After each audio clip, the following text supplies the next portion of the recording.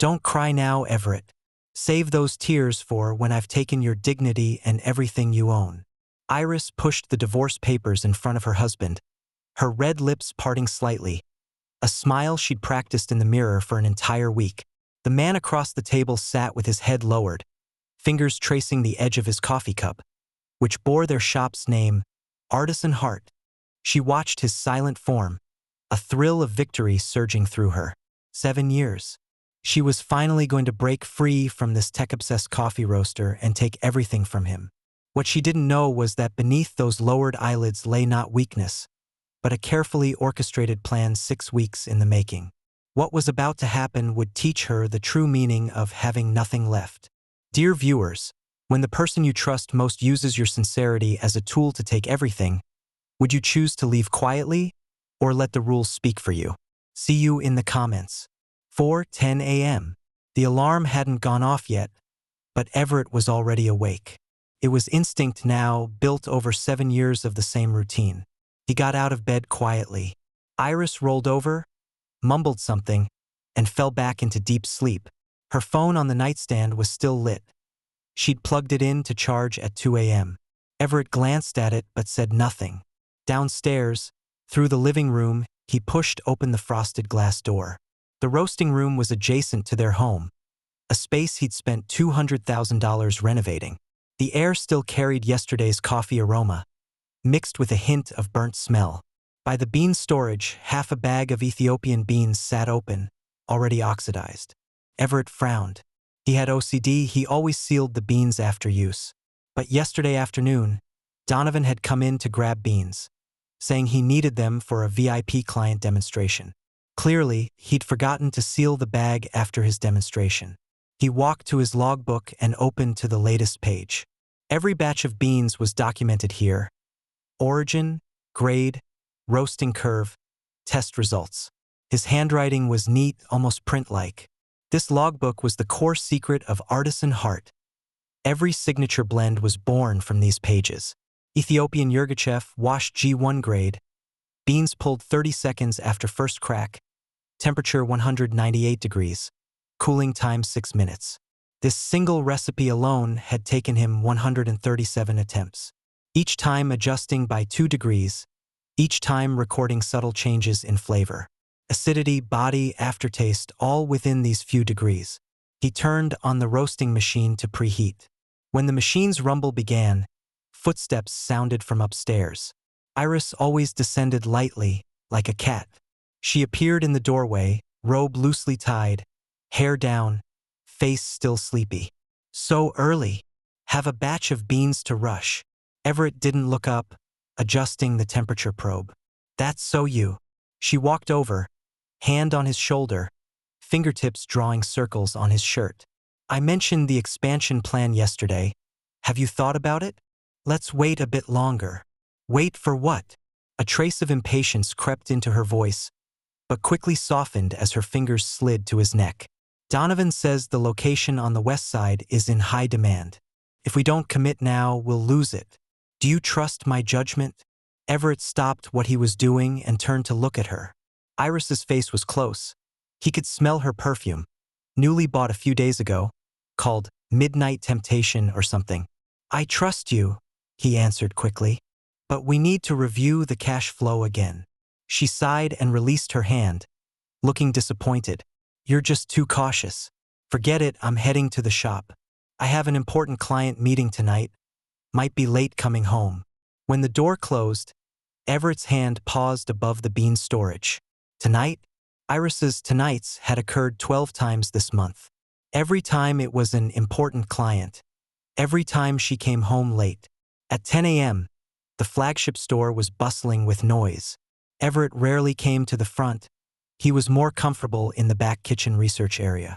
Through the glass door, he could see Iris standing behind the register, chatting with customers with a bright smile.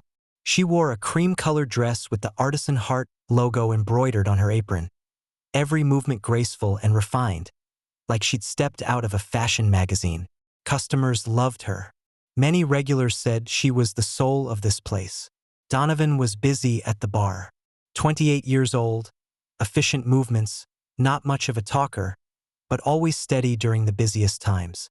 Everett once thought finding Donovan was lucky, an MBA graduate willing to start as a basic barista, learning all the processes in 2 years and rising to store manager. Capable, ambitious, never complaining. Boss Everett. Donovan walked over with a freshly made latte, professional smile on his face. Try this. I adjusted the milk foam ratio. Everett took it and sipped. The foam was silky, temperature just right, but the coffee extraction was slightly insufficient, the aftertaste a bit short. Temperature's 2 degrees too high. Everett set down the cup. Is it? Donovan frowned, pulling out his notebook to record. I followed your recipe exactly. Recipes are dead, but feel is alive. Everett looked at him. Water temperature, pressure, daily humidity, all affect extraction. You need to learn to sense the bean's state, not rigidly follow parameters. Donovan nodded, but a barely perceptible impatience flashed in his eyes. Everett had seen that look many times. In the eyes of those who thought themselves clever, they believed technique didn't matter, what mattered was marketing and management. Got it. Donovan closed his notebook. By the way, Iris asked me to organize last month's supplier invoices. Some numbers don't match up. I'd like to verify. What numbers? Coffee bean procurement costs. Donovan pulled out a tablet showing a spreadsheet. I remember you saying the Ethiopian beans cost 180 yuan per kilo, but the invoice shows 260. That's an 80 yuan difference. Everett paused. Maybe shipping costs went up. That would make sense. Donovan nodded. But several other bean varieties also have price discrepancies, averaging about 30% higher. I calculated, just on beans alone, that's 60 to 70,000 extra per month. That much? Everett took the tablet, studying the spreadsheet carefully. The numbers were dense. He wasn't an accountant, it was hard to follow. But indeed, every procurement item's recorded price was noticeably higher than his memory of the actual price. Yeah. Donovan took back the tablet. I asked Iris. She said some were quality upgrades, some were supplier price adjustments. But I think it's a bit strange. Everett looked at him. Donovan's expression was sincere, even tinged with concern, like a loyal employee thinking of his boss's interests. I'll verify with Iris, Everett said. For now, keep the books as she instructed. Okay. Donovan turned back to the bar, but Everett noticed he exchanged a glance with Iris. Quick like lightning, but enough to draw attention. That night, Everett came home earlier than usual. Not intentionally, the supplier had canceled their meeting last minute. At 10 p.m., standing at his front door, key in hand, he heard Iris laughing inside. Not the way she laughed with him. This was relaxed, intimate, with a coquettish quality. He pushed open the door. The living room lights were dim, only the TV flickering. Iris sat on the couch, phone pressed to her ear. Seeing him enter, her smile froze for a second, then quickly recovered naturally. You're home? I thought you'd be very late. She spoke into the phone, her tone shifting to businesslike. Let's leave it at that, see you tomorrow. She hung up. Who was that? Everett took off his coat, trying to keep his voice casual. Donovan. She stood up, walking toward the kitchen, movements natural as if rehearsed countless times. He was asking about tomorrow's store activities. Have you eaten? Yes. Everett sat on the couch, the spot was still warm. His hand accidentally brushed beneath the cushion and touched something hard. Iris's tablet, screen still lit, displaying a chat interface. He picked it up, intending to hand it to her, but the content on screen made him stop. It was a WeChat conversation, the contact saved as D. The latest message, sent 2 minutes ago. Almost got caught just now. Scared me to death. Can you still come out tonight? Everett's heart skipped a beat. He quickly scrolled up and saw more. Has Everett been getting suspicious lately? He asked me about the accounts today. It's fine, he doesn't understand finances. Just brush him off. Besides, the money's already transferred to our accounts. How's progress on the recipes? I took photos, but some parameters he wrote very vaguely, probably on purpose.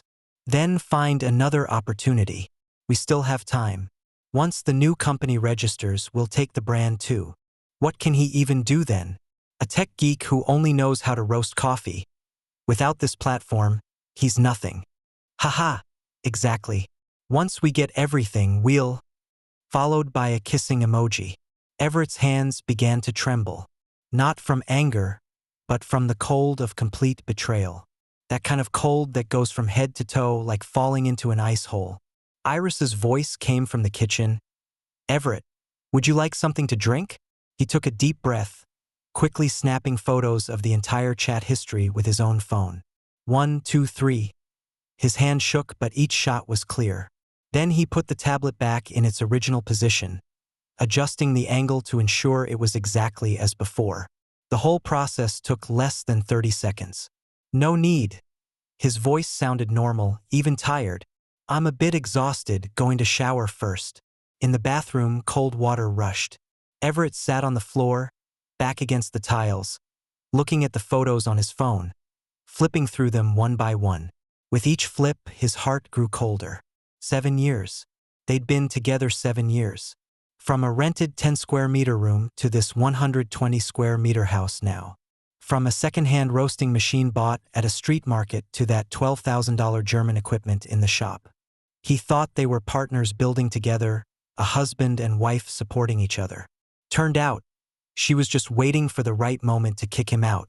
And that moment was now, when Artisan Heart finally made a name, when they finally had some savings, when she felt she could operate independently. Everett stood up, looking at himself in the mirror. 35 years old, crow's feet at the corners of his eyes, hair beginning to thin, bloodshot eyes. These 7 years, he'd devoted all his time to work, to those coffee beans. Up at 4 a.m., to bed at 11 p.m., no weekends off, holidays still open for business. He thought this dedication would make her proud, make their life better and better. Now he understood. In her eyes, he wasn't a partner, he was a tool that could be discarded after use. A tech geek who only knew how to roast coffee, nothing without the platform. He turned off the water, dried himself, and walked out of the bathroom. Iris was already asleep, back facing him, breathing evenly. Everett lay on the other side of the bed, staring at the ceiling. Outside, streetlights filtered through the curtains, casting mottled shadows on the ceiling, like a shattered mirror. He didn't sleep all night. The next morning, Everett rose as usual, roasted beans, made coffee. When Iris came downstairs, he was sitting at the dining table with a freshly made latte in front of him. The latte art on top forming a rose with distinct layers and clear veins. Wow, good mood today? You even made latte art for me. She sat down, picking up the cup with a brilliant smile. Everett took a bite of bread. I thought a lot last night. I think we should expand the shop. Iris froze, cup paused at her lips, complex emotions flashing in her eyes. Surprise? Suspicion?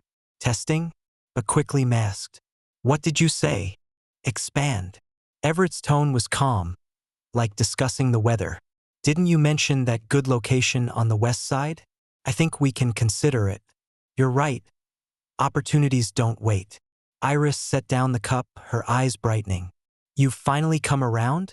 That's great. I'll have Donovan contact them right away. No need for Donovan. Everett shook his head. Something this important, I want to check it out myself. Give me the contact info. I'll go today. But… Iris hesitated, eyes flickering. You're not familiar with site selection. Better let Donovan go with you. He has experience. Not necessary. Everett's tone was firm, leaving no room for argument. I want some time alone anyway, to think about future plans. I've been too tired lately. I need to give myself a break.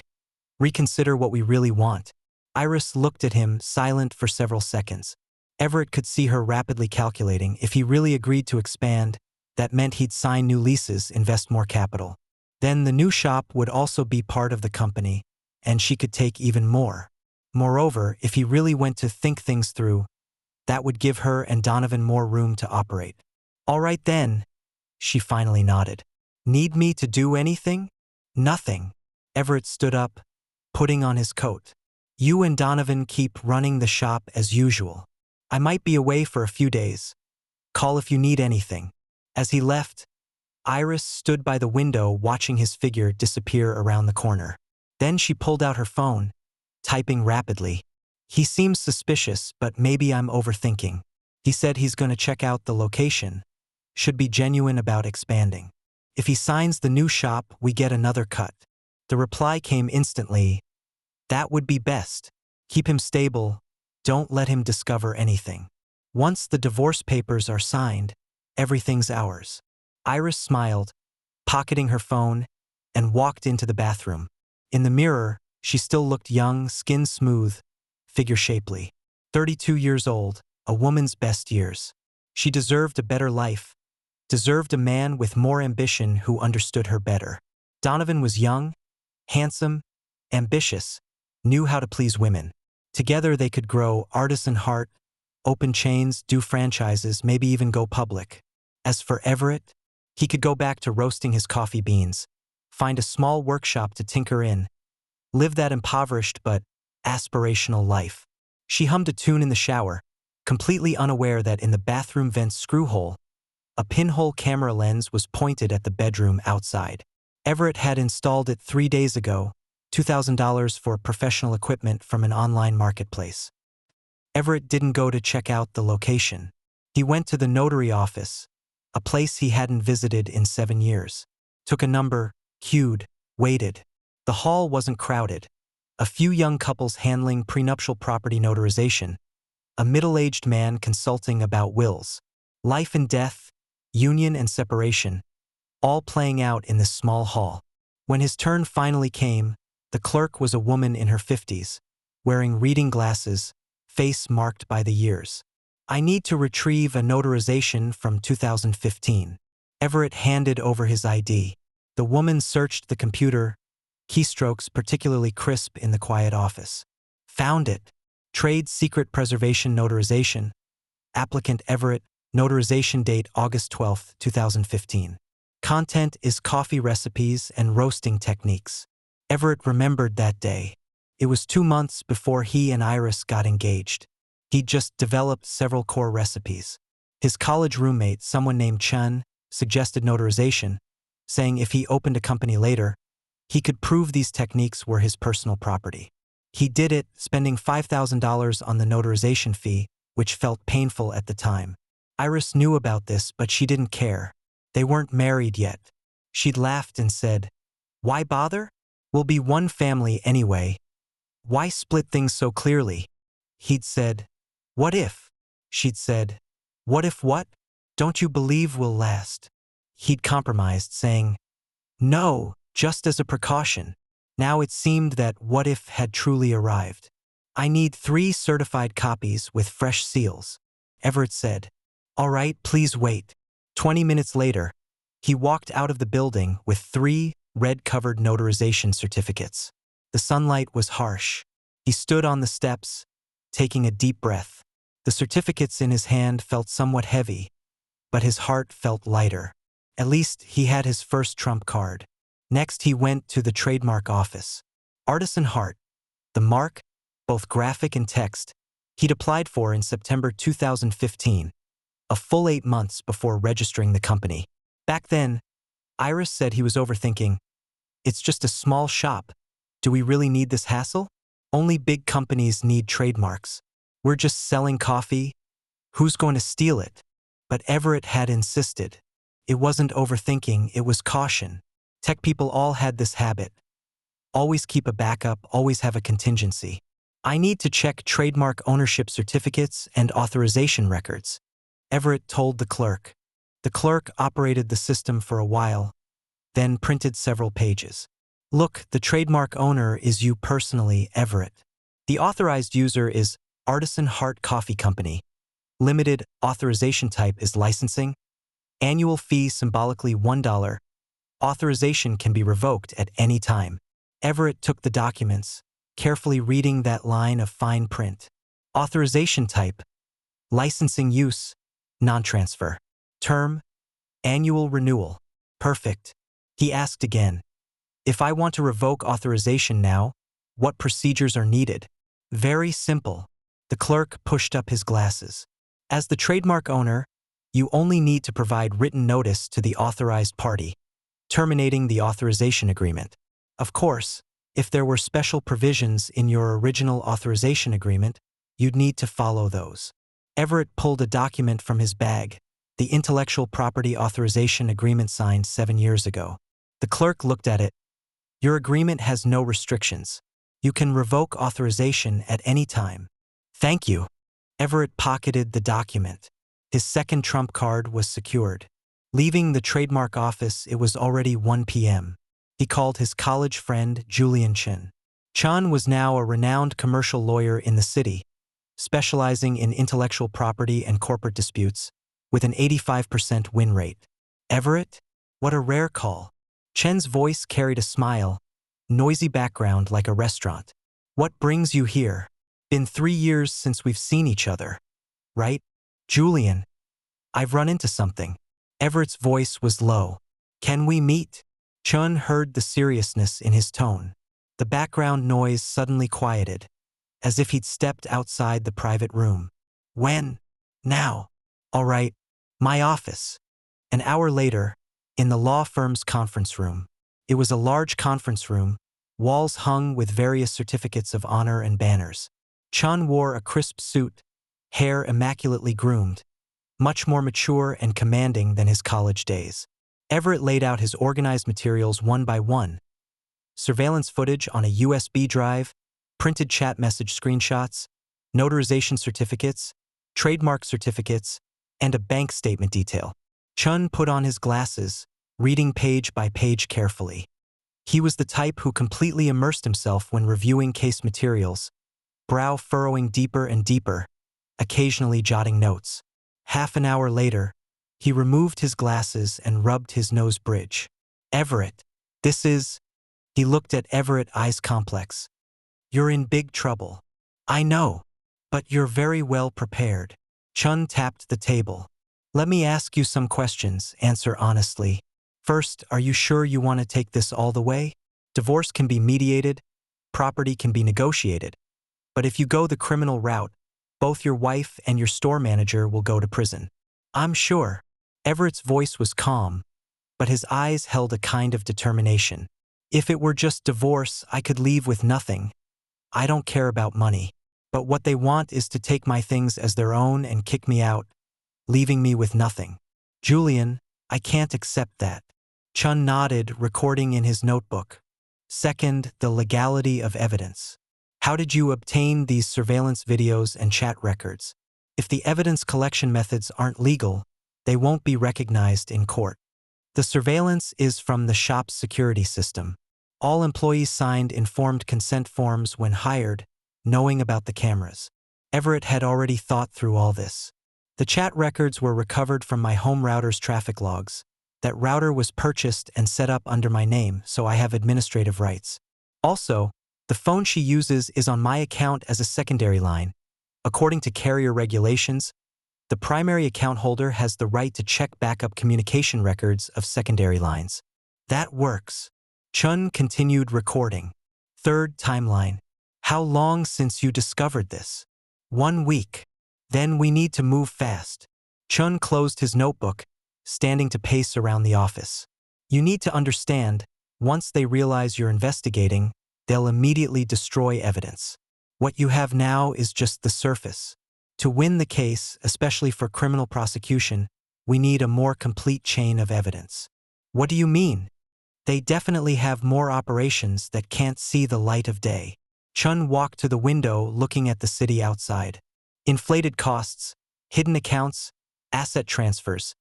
The money you've seen is likely just the tip of the iceberg. He turned around.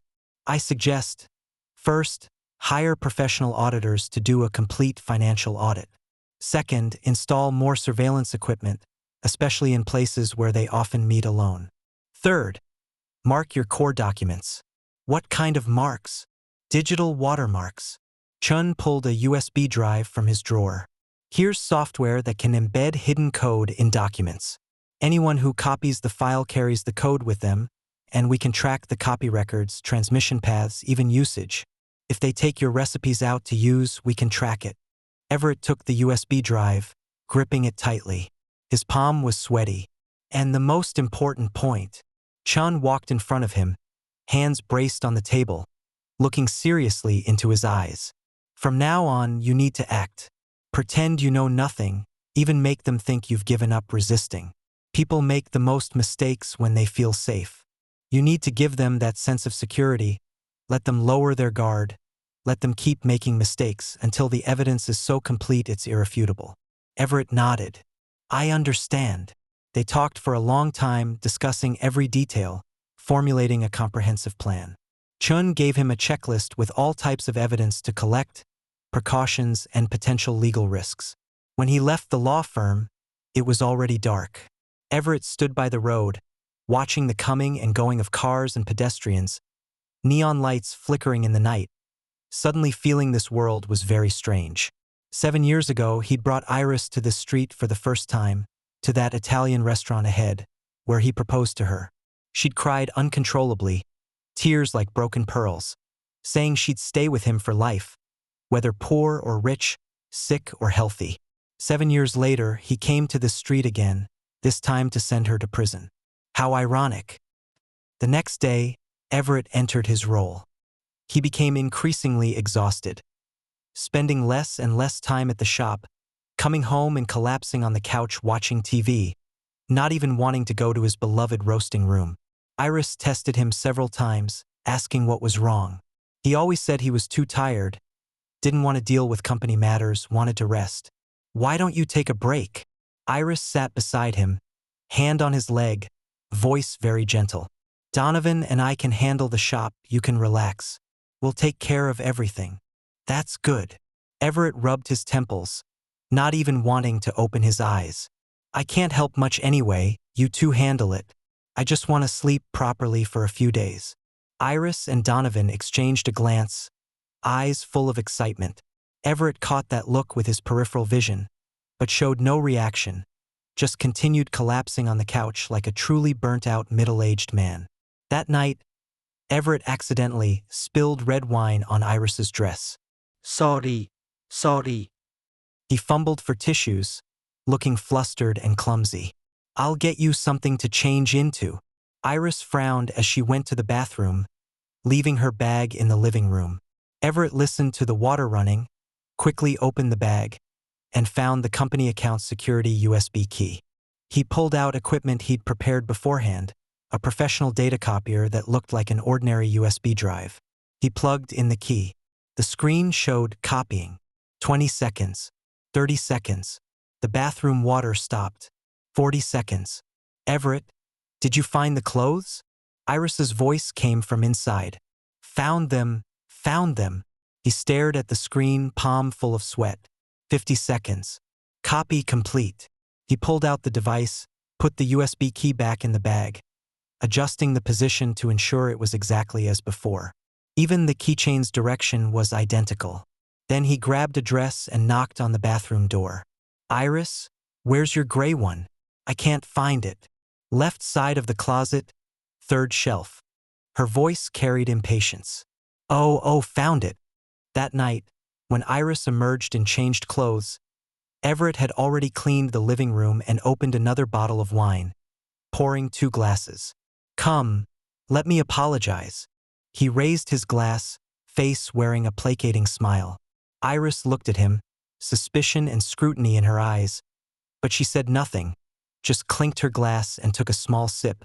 The taste was a bit bitter. She didn't know that the USB key in her bag had already betrayed all of last year's secrets.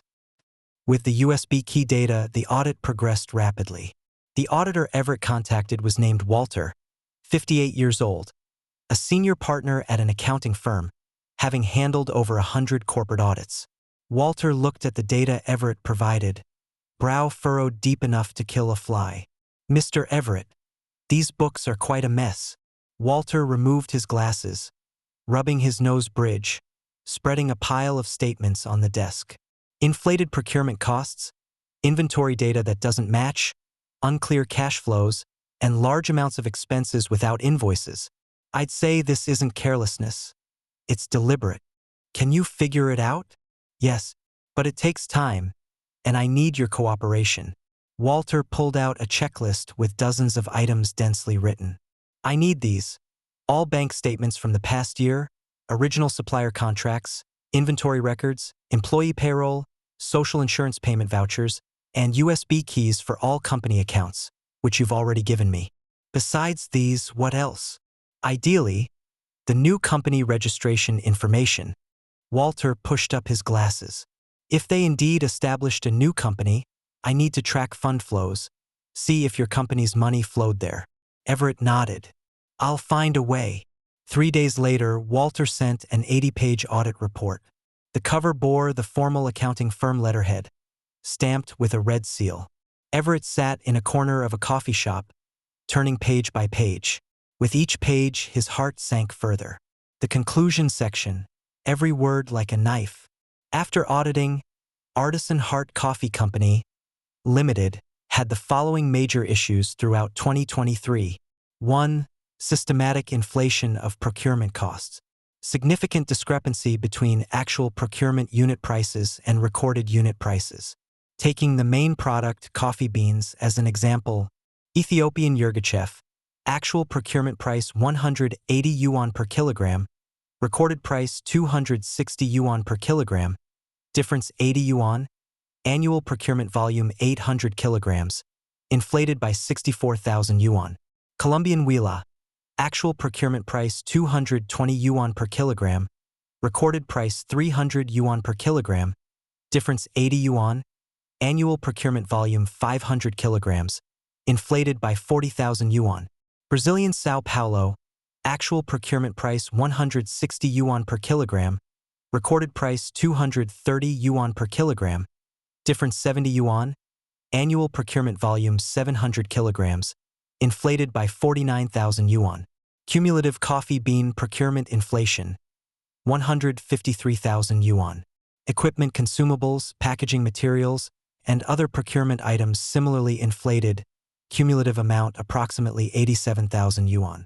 Subtotal, 240,000 yuan. 2. Fabricated supplier transactions. Accounts frequently show a supplier named Premium Trading Company, Limited, claiming to provide coffee bean procurement, logistics delivery, and marketing promotion services. After verification, this company was registered in March 2023. Legal representative is Donovan, the audited company's store manager. Registered address is a virtual address. No actual office location. Business scope doesn't match actual transaction content.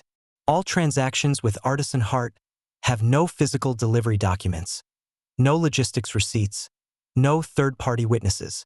This supplier's total annual receipts, 560,000 yuan. All fraudulent transactions. Subtotal, 560,000 yuan. 3. Unauthorized transfer of company funds. Company accounts repeatedly transferred to private accounts. Recipients being Donovan's personal account and Iris's personal account. Labeled as consulting fees, marketing fees, bonuses, but with no corresponding contracts, agreements, or work products to support them. See Appendix 3 for detailed list. Cumulative amount, 85,000 yuan. Subtotal, 85,000 yuan. Total amount involved, 885,000 yuan. For legal opinion. According to Article 271 of the Criminal Law of the People's Republic of China, personnel of companies, enterprises, or other entities who use their position to illegally appropriate their entity's property in relatively large amounts shall be sentenced to fixed-term imprisonment of not more than 5 years or criminal detention. For huge amounts, fixed-term imprisonment of not less than 5 years, with possible confiscation of property. This case involves 885,000 yuan. According to relevant judicial interpretations by the Supreme People's Court, this has reached the huge amount standard, over 60,000 yuan. Recommend filing a police report. Everett finished the report, taking a deep breath. 885,000 yuan. Not the 68,000 he initially saw, nor the 86,000 he found later. They were greedier, more insane than he'd imagined. Walter, can this report serve as court evidence? Everett called Walter. Certainly, Walter said on the other end. I'm a certified public accountant, This report has legal force and can serve as litigation evidence. But Mr. Everett, you need to think clearly. This amount under criminal law is already huge. They'll go to prison, and the sentence won't be short. I know. Everett's voice was calm. So calm even he found it strange. Then, will you continue? Walter's voice held some hesitation. After all, she's your wife. Must continue, Everett said. She didn't just steal money. She stole my trust, my effort, my 7 years of youth. If I don't make them pay, I'll never have peace in this life. Walter was silent for several seconds. I understand. I'll organize another formal version of the report. Attach all original documents. Take care. Hanging up, Everett leaned back in his chair, closing his eyes. The cafe was noisy. People chatting loudly, people on phones, the coffee machine's steam hissing. But these sounds all felt distant, like behind a layer of water. He thought back 7 years, to the day he and Iris opened their first shop together. Only 20 square meters then, crude equipment, not even a proper bar counter, the register from a secondhand market. But they were happy. Iris helped him clean. He taught her to recognize different coffee beans, distinguish roasting degrees, learn latte art. When the first customer entered, they were so excited their hands shook. He made that coffee 3 times before succeeding. Back then, Iris's eyes would curve into crescents when she smiled, her voice soft as wind. She said, "As long as I'm with you, I'm not afraid of any hardship. Any tiredness is worth it." She said, "We'll work hard together, we'll definitely succeed." When did it change? Was it when the second shop opened, business getting better, she began enjoying the feeling of success? Was it when she became the company's legal representative, managing finances, gaining control? Or was it when Donovan joined, that young, handsome man who knew how to please women? Everett didn't know. He only knew that the girl whose eyes curved into crescents, that girl who said, "Not afraid of any hardship," was dead. What remained was just a greedy stranger, a stranger who treated him as a tool. By the 3rd week, Everett nearly exposed himself. That noon, he returned to the shop to get something. Business was good, customers everywhere, air filled with coffee and bread aromas. He entered through the back door, planning to avoid the front desk and go straight to the warehouse. Passing the manager's office, the door was ajar. Everett heard Donovan's voice. "Have you thought of a name for the new company?" "Thought of it." Another male voice, unfamiliar, possibly some business partner. "Call it New Artisan Heart. Completely crush his old artisan heart." "Haha. Good name, direct enough." Donovan's laugh was smug. "What did Iris say?" "She said next month she'll file for divorce. Then we'll directly sign the technology transfer agreement, move all recipes and the brand to the new company." "What if he doesn't agree?"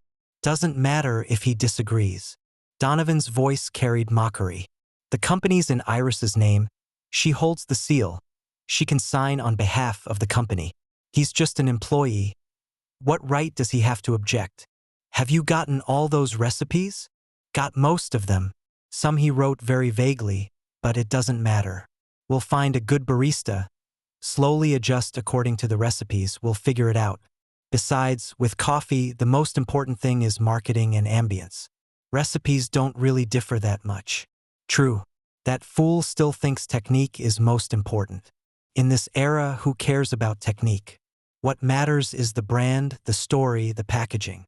They laughed, loud and unrestrained. Everett stood outside the door, fists clenched tight, nails digging into flesh, palm full of sweat.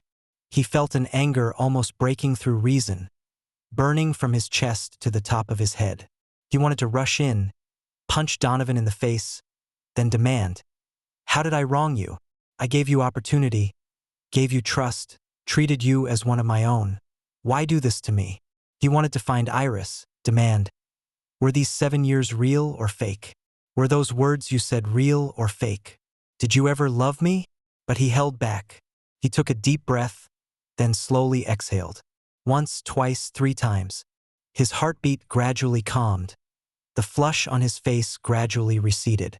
He quietly stepped back, walked out the back door, stood in the alley outside for 10 minutes, letting himself completely calm down. Then he re-entered, this time through the front door, deliberately saying loudly, "Anyone here? Is Donovan around?" The office door opened. Donovan emerged, professional smile on his face. Flawless. "Boss Everett, you're here? What brings you in today?" "Getting something." Everett walked toward the warehouse, voice sounding tired and weak. "How's the shop?" "Quite good. Just past the lunch rush." Donovan followed behind. "You haven't been in these past few days? Are you not feeling well?" "A bit tired. Can't keep up." Everett found the equipment he was supposedly there for. A thermometer, though he didn't actually need it, just a random excuse. He turned to look at Donovan. "From now on, you and Iris handle shop matters more. I'm getting old. Can't keep up energy-wise. Can't think of new ideas anymore." A flash of excitement crossed Donovan's eyes, but he quickly masked it. "You're saying that you're only in your 30s, prime time for business. Can't do it anymore." Everett shook his head, raising his hand to pat Donovan's shoulder, the gesture appearing tired yet trusting. "You're still young, capable, do well. This shop in the future." He paused, looking at Donovan meaningfully, something in his eyes. "Who knows? Maybe one day it'll be yours." Donovan froze for a moment, then smiled, excitement barely concealed in his expression. "You're joking. How could I have that ability? But I'll work hard. Definitely won't disappoint you. Everett left with the item. Walking out the shop door, he glanced back. Through the glass door, he saw Donovan rapidly messaging Iris, fingers sliding across the screen, expression excited. That night, Everett received a message screenshot forwarded by Julian Chun. It was Donovan's message to Iris. "Everett said something strange today, said the shop might be mine in the future. Does he know something? Or has he really given up?" Iris replied, "Should be that he really wants to give up. He's definitely looked very tired lately. Comes home and just collapses. Doesn't want to manage anything. This is good for us." Donovan, "Then I'll speed things up. The new company's business license will be issued tomorrow. I'm preparing to draft a technology transfer contract and brand authorization agreement, transferring all of Artisan Heart's recipes and trademarks to the new company. When the time comes, you'll sign as the company's legal representative. He can't object even if he wants to." Iris, "But won't he object? After all, he developed those." Donovan, "Objecting won't help. You hold the company seal, you're the legal representative. You have authority to sign any agreement on behalf of the company. Besides, we can do it discreetly. First sign a strategic cooperation agreement, nominally Artisan Heart Coffee, authorizing new Artisan Heart Coffee to use its technology and brand. Once the divorce dust settles, we slowly operate. Even if he discovers it, it's done. At most it's a lawsuit which takes forever and he might not win. By the time the lawsuit ends, we'll already have made enough." Iris, "You're so clever. Let's do that. Prepare the contract tomorrow. I'll bring the seal home and sign it there." Donovan, "You're the capable one. By the way, how about the audit? Is he suspicious?" Iris, "No. He doesn't manage anything now. Doesn't even look at the accounts. We're safe." Donovan, "That's good. Once we get these, even if he sues us, at most it's an economic dispute, pay some money. But the things are ours. He has nothing. Haha." Iris, "Once we succeed, we must celebrate properly. I want to show him that without me, he's nothing." Donovan, "Definitely. We'll go vacation in the Maldives, post photos on social media. Let him watch properly." Reading these messages, Everett put his phone on the table, his whole person leaning back in the chair. The night outside was dark, only scattered lights. He felt very tired, not physically tired, but heart tired. He picked up his phone and called Julian Chun. "They're going to sign fake contracts." "I saw." Chen's voice was calm. "Don't worry, let them sign. The more they sign, the more complete the evidence. Remember, if contracts are signed using one's position and obviously harm company interests, they're not only invalid but become additional incriminating evidence. I'm just worried. What if they really transfer the trademark? They can't." Chun laughed, his laughter carrying confident certainty. The trademark is yours personally, not the company's. Even if she sells the company, the trademark is still yours. Trademark transfer requires both parties' signatures, requires your authorization as the trademark owner. Without your authorization, she simply can't do it. Even if she forges your signature, there's legal liability, and the trademark office will verify identity. She can't pass. Everett breathed a sigh of relief. That's good. Right now, the most important thing is you staying steady. Chen's voice became serious. Don't show any flaws. These next few days are critical. The closer they get to success, the more they'll relax their guard, the more likely to make bigger mistakes. You need to give them this false sense of security. I understand. Also, Chun said, I've already contacted friends in the Public Security Economic Investigation Department. As soon as the evidence is complete, we can file a report anytime. Are you ready? Everett was silent for several seconds. Ready. After hanging up, Everett sat in the dark room, looking at the city lights outside the window.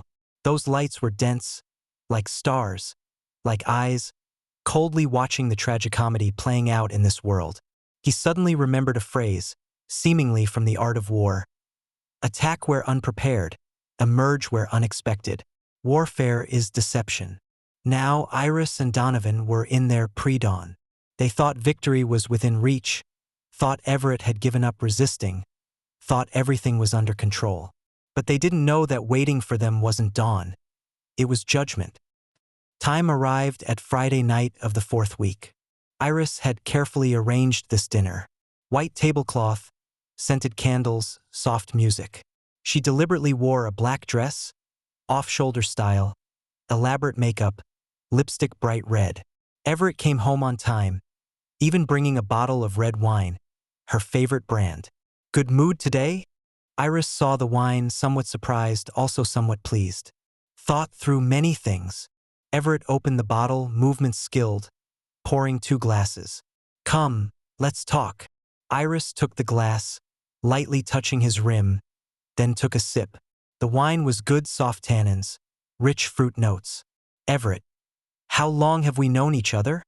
She looked at the candlelight, voice becoming soft. Almost 10 years. 10 years. Iris set down the glass, raising her head to look at him. I've always felt we're very good partners. You handle technique. I handle operations. Perfectly coordinated. Yes. Everett looked at her, waiting for her to continue. He knew what this opening meant. But recently I've discovered. She paused, as if weighing words or organizing emotions. We seem to be missing something. You understand what I mean? Not really. That is, feelings. Iris raised her head, looking directly into his eyes. Those eyes beautiful in candlelight but also unfamiliar. Everett, honestly, we're more like business partners than husband and wife. Have you ever thought that maybe we're not suitable to continue together? Everett said nothing, just picked up his wine glass, slowly drinking a sip, the wine entering his throat, a bit bitter. Iris continued, I know this is very sudden, but I've thought about it for a long time, really long. Rather than forcing this to continue, better to part amicably, give each other a new start. What do you think? You want a divorce? Everett put down the glass, tone terrifyingly calm. No surprise, no anger, no sadness. Yes. Iris pulled a document from her bag, pushing it in front of him. The document was thick, at least 20 pages, each page with a label. I had a lawyer prepare the agreement. Take a look. If there's no problem, we can go to the Civil Affairs Bureau next week to process it. Everett opened the agreement, reading clause by clause. Small text, many clauses, but the core content was clear. House to Iris, market value approximately $2.8 million.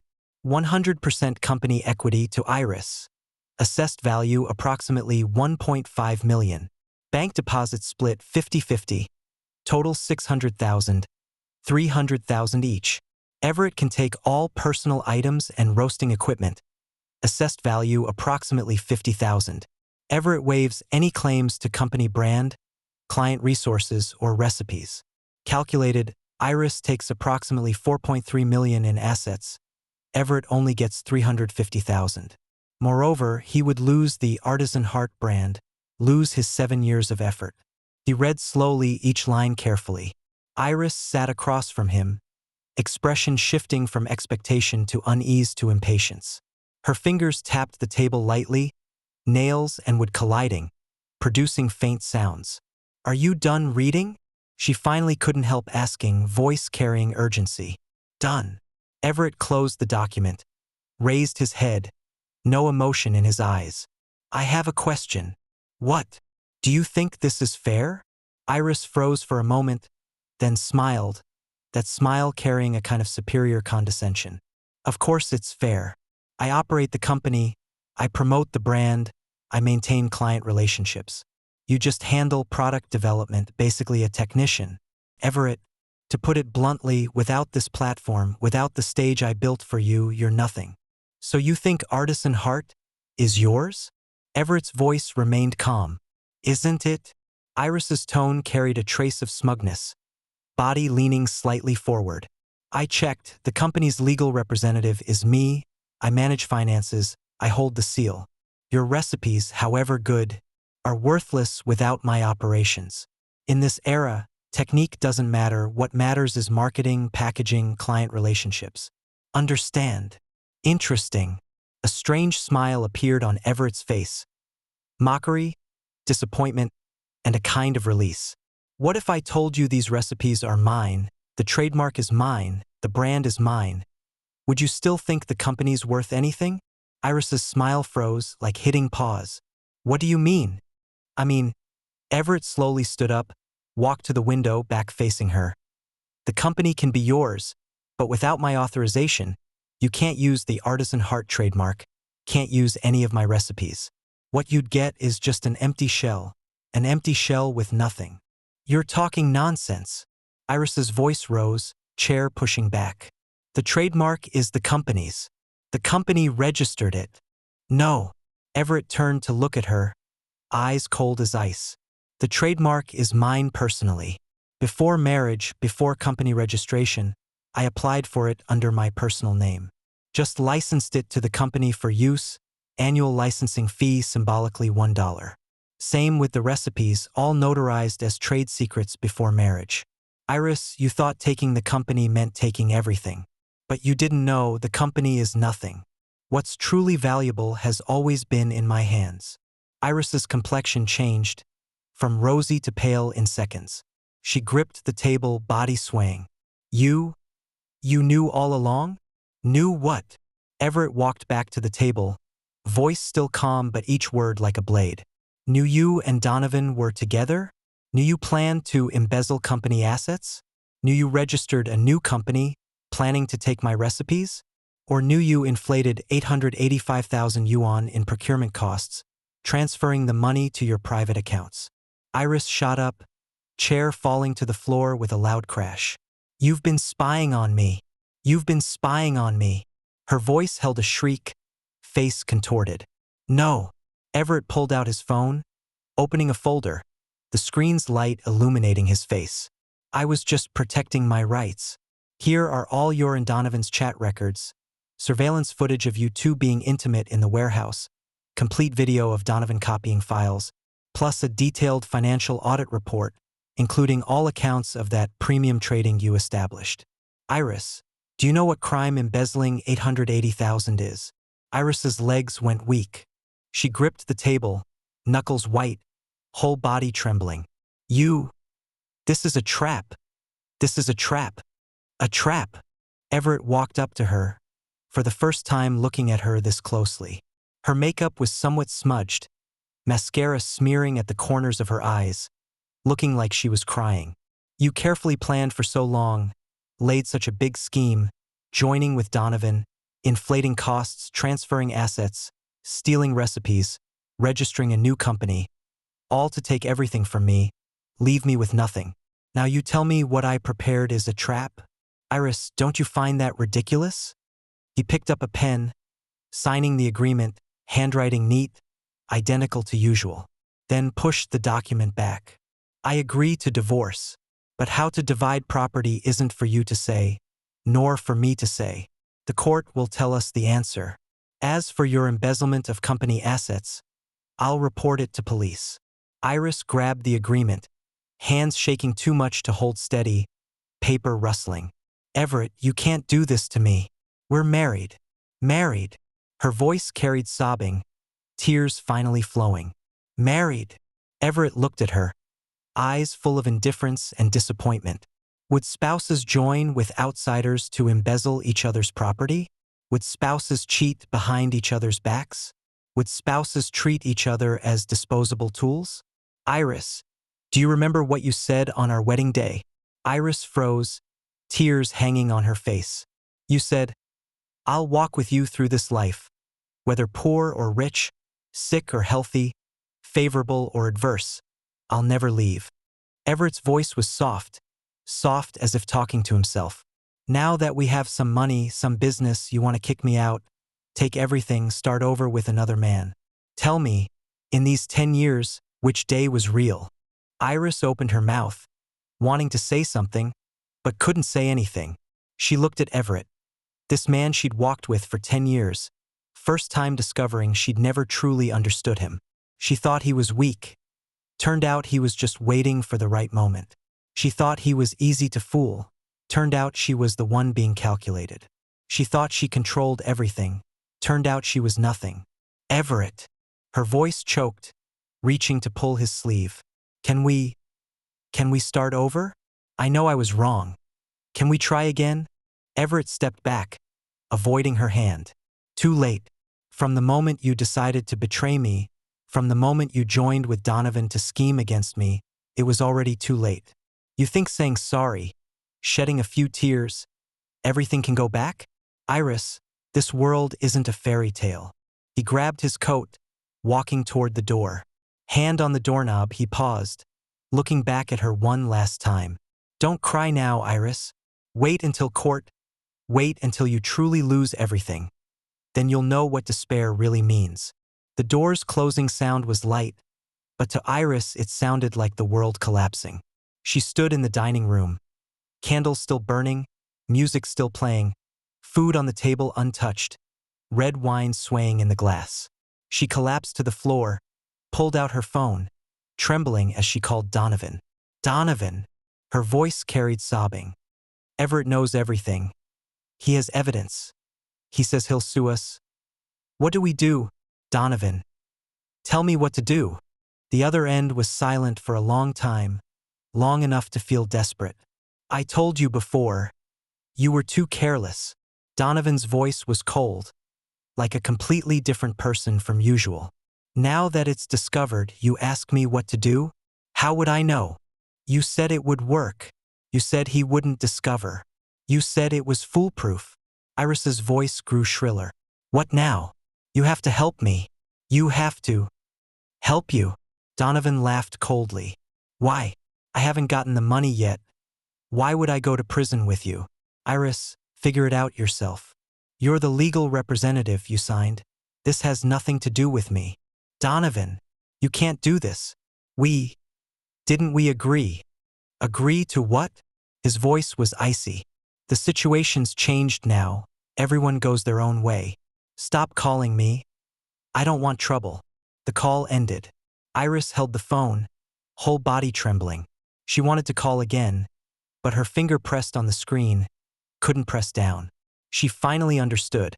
When benefits disappear, those sweet words, those vows, those future, together, nothing. Donovan didn't love her. He just coveted the benefits she could bring him. Now benefits were gone, risks came, he ran faster than anyone. And she had lost everything. She sat on the floor, looking at the divorce agreement on the table, looking at the clauses she'd carefully designed, looking at the words she thought would let her win everything, suddenly laughed. Laughing and laughing, tears flowed again. She finally understood. The real trap wasn't set by Everett. The real trap was her greed, her betrayal, herself.